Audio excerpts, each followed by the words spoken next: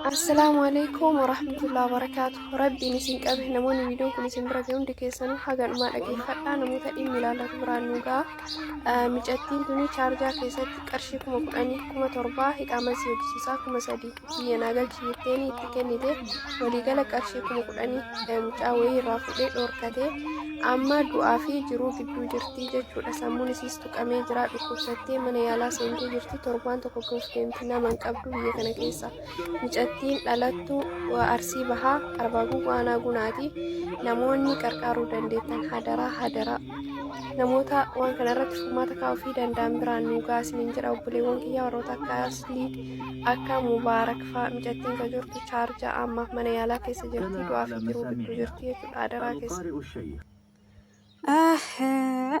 Yaa Rabbi nu baasi. Yaa Rabbi nutis namni ammaa bineensa walitti ta'e keessaayyuu waan akka lammii keenna bineensa walitti ta'e jira biyya namaa kana keessatti. Assalaamu alaikum warahmatullahi wabarakatuh. Hordoftootaa fi kabajamtoota kiyya ashama harka fuunooroo namantii biroos akkamnaa jirtu nagaa keessanii obboleeyyan kiyyaan isiniin jedha. Nagaa alhamdulillah. Guyyamaa waanuma gudii dhageenya. Kuni mana hin taanetti ijoollee fidaatiniin gurgurataniitiniin rakkoo keessa seensisanii hojii isin galchina jedhanii tiktookii kanarratti viidiyoo waraabaatiniin warri hojii galuu barbaadan warri biyyarraa dhufuu barbaadan maal taatan jedhanii waa meeqa haasaanii asirratti ijoollee egaa hojii galchanii booda rakkoo isii hin hubataniif nyaatti hin dhuyduu kana ka godhu lamme makeen sabu makeen gaafa jalqabaa isinitti haasayan afaan daa'ima godhanii namuma isiniif hubatu isin fakkeessanii isin fidanii bakka hin taane gaafa isin galchan gaafa birri ofii arabdootarraa laxgooti jarri qoba keessanuu isin hin qabdu jechuudha. Immoo ammallee iqaamaa isin hojjechiisna warri kaansileeshin qabdan warri maal taatan warri iqaamaa firii fiizaa hojjechiifachuu barbaadan jedhanii warroonni isin attaallalan obboleeyyan kiyya nama hin beeynetti nama baay'otaa isaan beeynetti nama maatiin keessan isinii mormuu hin dandeenyetti nama quba isaa hin qabnetti akkanumaan wal bartaniif miidiyaa irratti akkanumaan argitanimaaf nama amantanii ganzaba keessan hin kennina. Nama amantanii akkuma argitan fiidanii dalagaa nu galchaa hin jedhinaani keessaayyuu lammii kenna jechuudha. Wallahi isaanirra lammii biyya namaa kana wayyaan isiniin jedhan. Wallahi ijoollee keenyarra lammii biyya namaa kana wayyaa ijoolleen keenya bineensa walitti ta'anii jiru gizee ammaa jechuudha.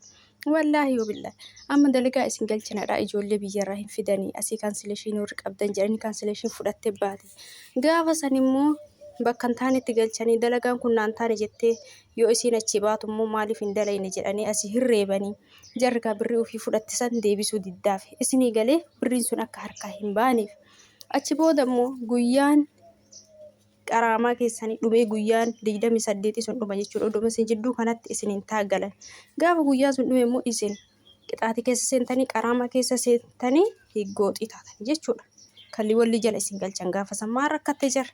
Inni agartanii kun amma mana Habiibaatitti ijoollee meeqatu gadi yaa'eetiin hin booyaa jira. Akkanatti hojii na galchitee akkana na gootee akkanatti qaraamaan irratti lakkaa'ee nyaata malee dhugaatii malee kan jedhaniitiin himatanii booyaa jiran hin argitan ijoollee kennamee walirraa waa baradhaa.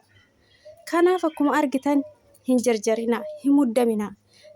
Isin jedha obboleeyyan kiyya kun argitanii obboleettii teenya tana waan isirra ga'e kunoo ka isii nyaatillee sabuma isiitii lammima isiitii jechuudha. Lammii saba biraatii miti wallahi sabni biraa isin hin tuqu. Sabni biraa isin hin tuqu. Sabni bira isin hin miidhu sabuma keenya kana jechuudha kan wal nyaatu fira fakkaatee ka dugaa wal nyaatu jechuudha. Innaa kanaaf obboleeyyan kiyya of eeggadhaan isinin jedha. Namuma argitanitti sila miidiyaan tiktookii kun tole amma asumarratti waa hundaa nagadanii of eeggadhaa of qoxxobaan isinin jedha.